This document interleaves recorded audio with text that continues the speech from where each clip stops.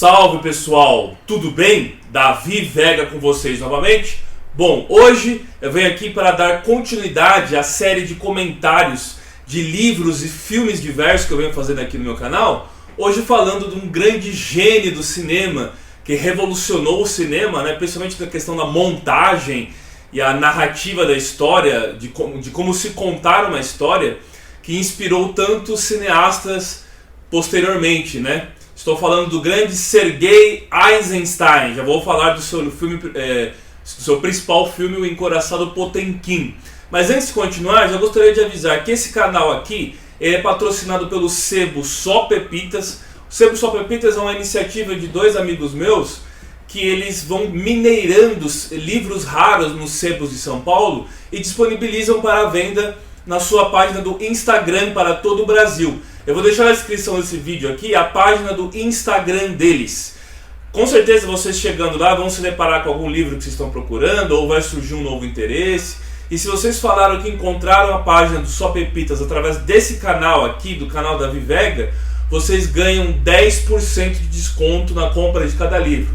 Vale muito a pena, porque os livros, assim como as viagens e as visitas às exposições, a museus, assistir peças de teatro, concertos musicais, são coisas que a gente gasta para ficar mais rico, tá certo? Então é isso aí, gente.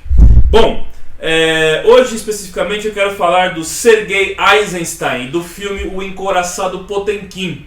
Sergei Eisenstein, cineasta soviético, nascido em 1898 em Riga, na Letônia, e faleceu em 1948. Teve uma vida breve, né? Não teve uma vida muito longa, mas uma vida muito conturbada, né? O Eisenstein, ele era descendente de suecos, ele tinha influência do Báltico, ali da região do Báltico, né? Mas ele era descendente de judeus por parte de pai, judeus russos por parte de pai. E o Eisenstein, então, desde muito cedo, ele foi um jovem que cresceu numa família muito abastada. O seu pai era funcionário do regime czarista, do czar da Rússia, né? E que depois vai ser o Nicolau II, né? Que vai ser executado ele e sua família na Guerra Civil Russa, na Revolução Russa, né? E seu pai era um grande conservador e defensor do sistema czarista, né? E o Eisenstein, ele vai, durante o contexto da Revolução Russa de 1917, ele vai se aliar aos bolcheviques. Tinha os bolcheviques, que eram os vermelhos, significava maioria, e os mencheviques, que eram a minoria. Só que, ao contrário de seu pai, ele vai ser, então, vai lutar na Revolução Russa do lado dos bolcheviques, e ele vai começar a se encarregar de fazer as propagandas do Partido Comunista, dos bolcheviques, e essa questão da estética, dos cartazes, das vanguardas, e ele vai ser muito influenciado pelo futurismo também, vai ser a base da sua forma de fazer cinema, da sua forma de ser cineasta, né? E seu pai ficou do lado dos russos brancos, né? Então ele ficou ao contrário ao seu pai. O seu pai ficou, os russos brancos eram o exército defensor do czar, né? E os vermelhos eram os bolcheviques. Bom, ele também foi filmólogo. Filmólogo é diferente de crítico de cinema, de crítico crítico de cinema. Filmólogo estuda a influência do filme na sociedade. E desde muito cedo ele já vinha vendo a importância do cinema, né? O cinema era um recurso que desde o Lumière, né? Do final do século XIX, os irmãos Lumière, né, já tinham inventado, então, o cinema. Ainda era o cinema mudo, né? E o Encoraçado Potemkin é um filme de 1925, um filme mudo, já vou falar desse filme. E o Eisenstein, então, em 1924, no ano da morte do Lenin, né, a União Soviética foi criada em 1922, né, ele então faz um filme intitulado A Greve. Só que naquele contexto da União Soviética, já era na época do Stalin, as greves foram proibidas. Os comunistas fizeram muitas greves, inclusive a de 1905, 1917, 1910 também. Esse filme do Encoraçado Potemkin narra um episódio de 1905, né? Já vou falar do massacre, da escadaria de Odessa e tudo mais. Já vou falar do contexto histórico, né? Só que depois que a União Soviética se consolidou, fazer greve era uma considerado traição ao sistema soviético. Os operários e os camponeses não podiam mais fazer greve. E o Stalin ficou desconfiado das reais intenções do Eisenstein depois do filme A Greve, mas mesmo assim ele conseguiu fazer o filme, né? E no ano seguinte ele fez o filme O Encoraçado Potemkin, em 1925, e ele ganhou a medalha da Ordem do Lenin, né, que era a medalha mais alta da União Soviética. Só que ele também sofreu perseguições, ao mesmo tempo que ele foi condecorado com a Ordem de Lenin, né, a medalha, ele também sofreu perseguições por conta do stalinismo, né? Bom, o Eisenstein, então, ele vai ser um contemporâneo do Griffith. O Griffith era um cineasta dos anos 10, muito famoso, norte-americano, mas ele tinha uma pegada mais conservadora nos seus filmes, né? Ele era descendente de uma família de sulistas da Guerra de Secessão, né, dos Estados Unidos, do sul dos Estados Unidos. Já o Eisenstein está preocupado em registrar filmes políticos, filmes que registram uma ideia, uma ideologia política. E ele vai na montagem dele, que foi revolucionária, principalmente depois do Encoraçado Potemkin, ele vai fazer a questão dos tons. Ele vai levar em consideração os tons, como se fosse basicamente uma apresentação musical, parecido com um clipe musical muitas vezes, né? E ele estava preocupado em registrar uma sociedade nova e um novo homem também nas telas do cinema. Ele vai retratar a Revolução de 1905, que aconteceu na Rússia, que foi o embrião da Revolução de 1917, que vai dar origem à Guerra Civil na Rússia e depois à vitória dos comunistas. Em 1905, os trabalhadores operários e também os camponeses fizeram uma revolta, e dessa revolta, inclusive os conselhos populares chamados soviets surgiram nessa revolta de 1905.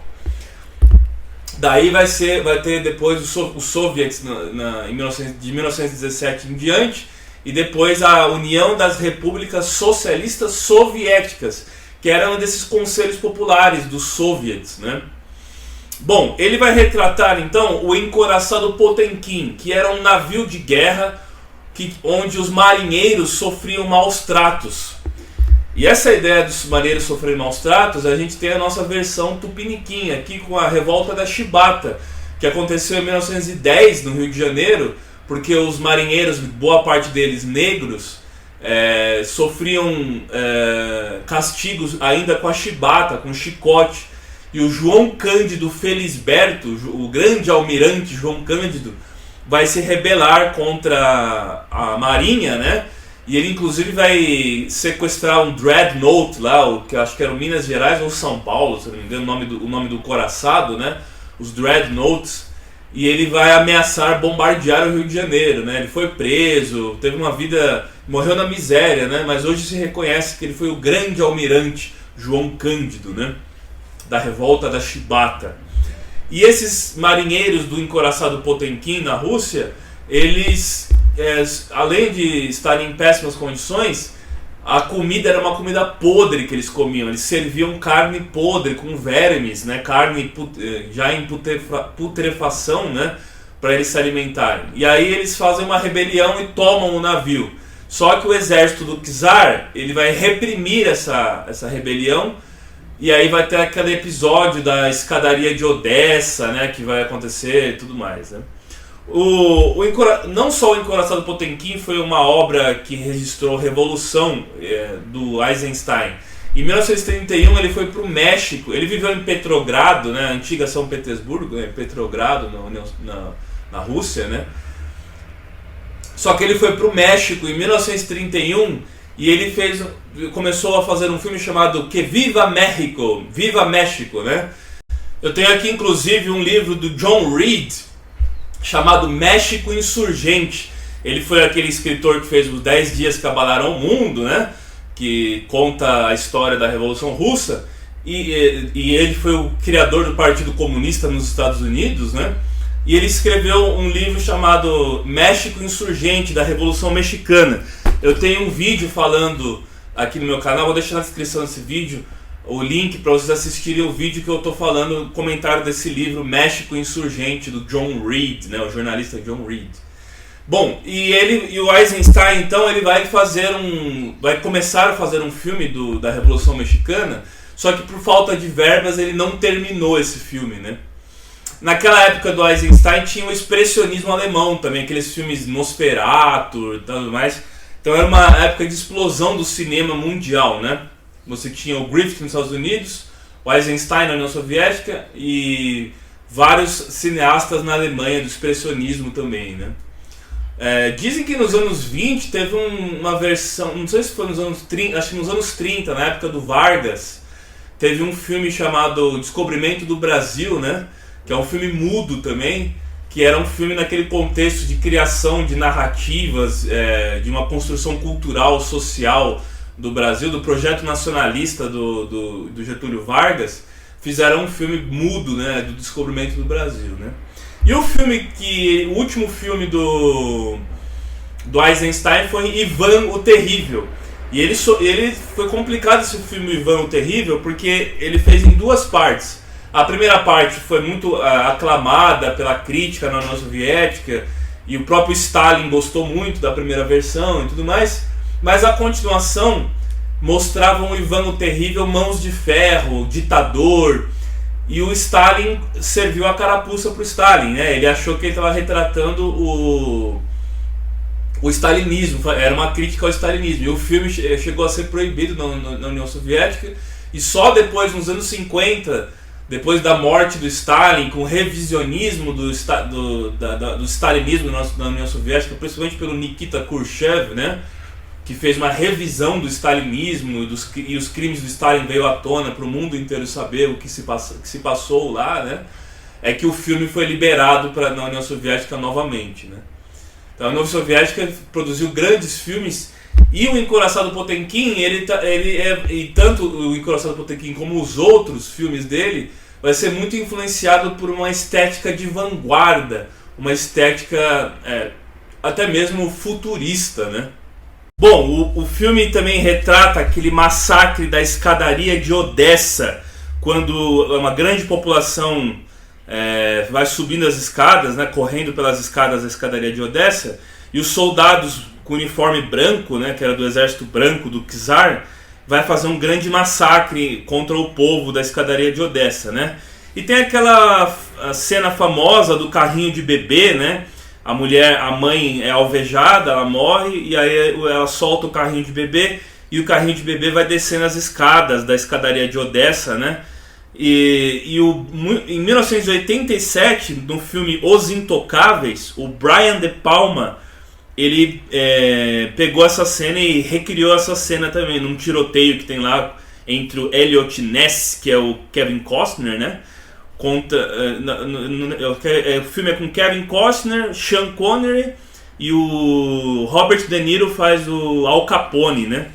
E aí tem um tiroteio e aí um carrinho de bebê vai descendo as escadas também. Ele se inspirou nessa cena famosa do filme do Encouraçado Potemkin, do carrinho de bebê, né?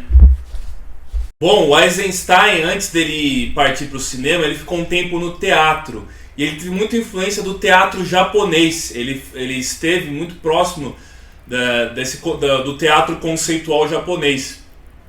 E os rostos, o zoom que aparece dos rostos nos filmes dele, principalmente no Encouraçado Potemkin, das pessoas sofrendo por conta do massacre, da mulher que leva uma espadada no olho e fica com o olho sangrando, com óculos quebrado e tal.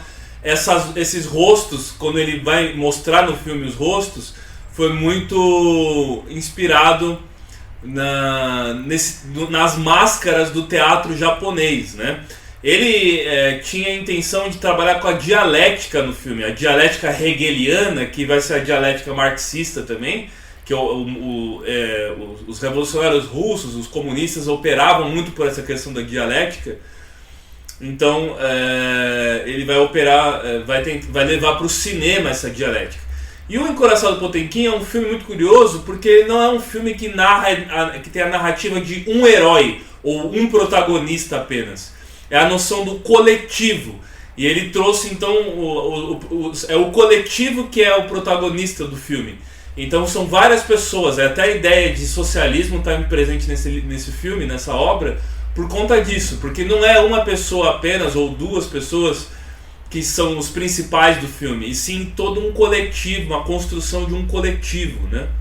Ele vai ficar nos Estados Unidos um tempo, o Eisenstein, né? Foi inclusive contratado pela Paramount, tudo, ficou em Hollywood um tempo, mas depois ele volta para a União Soviética, né? Bom, então é isso, recomendo veemente o filme O Encoraçado Potemkin, de 1925, do Sergei Eisenstein, né? Que esse filme aqui, pela crítica, foi considerado a altura da revolução do cinema, né? Foi uma revolução do cinema, a altura do Cidadão Kane, né? Então, O Encoraçado Potemkin e o Cidadão Kane são dois filmes que revolucionaram o cinema, basicamente, né? Ele vai influenciar muito por conta dessa questão da dialética, o nosso próprio cineasta brasileiro Glauber Rocha, que quem sabe mais pra frente um dia eu faço um vídeo falando do filme Terra em Transe, dele, que é um dos filmes que eu mais gosto, né? Com Paulo Altran, que fala do Porfírio Dias, né? Não o revolucionário mexicano, mas eles pegaram o nome do ditador mexicano, né? Pegaram o nome do ditador mexicano para fazer, colocar no personagem ditatorial dele, do filme Terra em Transe, né? Então o Encoraçado Potemkin e o Eisenstein vai ser a base de todos esses que fazem filmes políticos. Os filmes do Glauber Rocha tinham uma mensagem política por detrás, revolucionária, contra a ditadura e tudo mais, e muito disso foi inspirado no legado do Sergei Eisenstein, que faleceu em 1948, né? Ele nasceu em 1898, faleceu em 1948, foi perseguido pelo stalinismo, mas seus filmes ao mesmo tempo fizeram um grande sucesso na União Soviética, e ele vai ser redescoberto depois do Stalin, depois da morte do Stalin. Boa parte dos filmes do Eisenstein vai ganhar um grande impulsionamento na União Soviética e no mundo inteiro, né? Então fica aí a dica do grande O Encoraçado Potemkin, beleza, gente? Então é isso, curta, se inscreva, compartilhe, deixa o like para aquela amiga ou amigo que gosta de cultura universal, e vamos sempre promover a literatura e o cinema. Valeu, gente! Grande abraço!